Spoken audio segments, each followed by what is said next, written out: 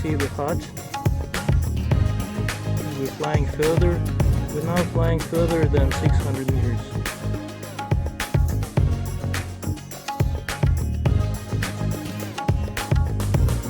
Okay, now it's not letting me to fly. Let's try the forward movement.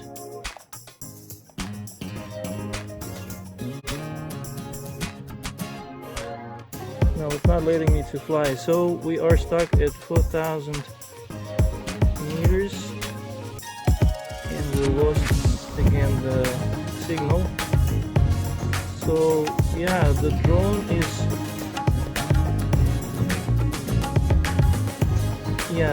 has a limitation. It's not letting me go further. So we can't go any further.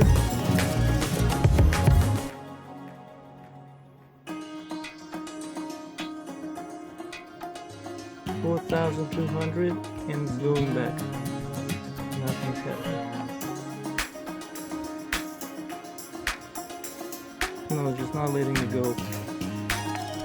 That's another good feature. It won't let you fly out of range then.